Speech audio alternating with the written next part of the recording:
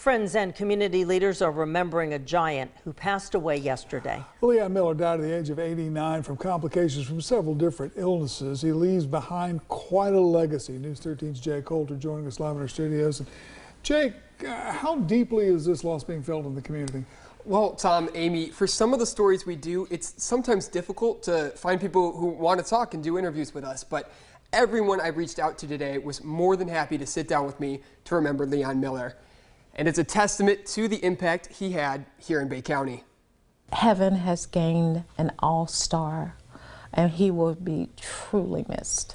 Many figures here in Bay County are remembering the life and legacy of Mr. Leon Miller. Miller was a longtime educator in the community, whether at Rosenwald High School or Gulf Coast State College, where he worked as a student advisor and also an assistant coach for the Commodores men's basketball team. Back in 1964, when I was in the 8th grade at Rosenwald High School, and he was my history teacher. During that time, he really made an impact on me by sharing the history of what was going on and also being a motivator to students, telling us that we needed to go ahead and graduate and that we need to have productive lives. Miller was also the first African-American city commissioner in Lynn Haven. He believed in equality. He believed in a strong community relation. And he believed in being kind to your fellow man.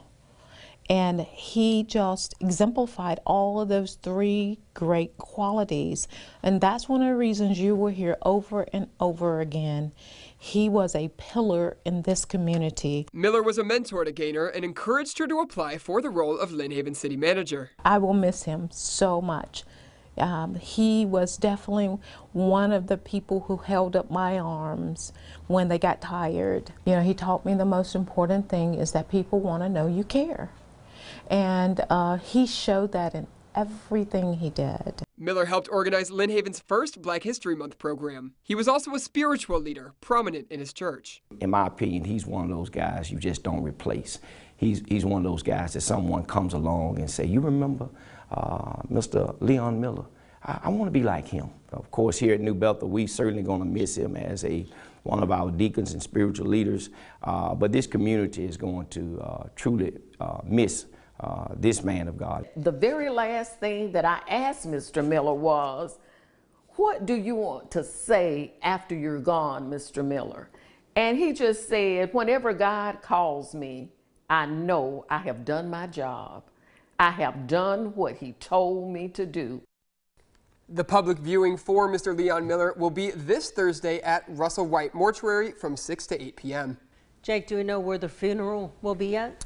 Yes, Amy, we do. The funeral service will be held at New Bethel Missionary Baptist Church on Saturday at 3 p.m. Bet that church will be packed full. Absolutely. All right. Thank you, Jake.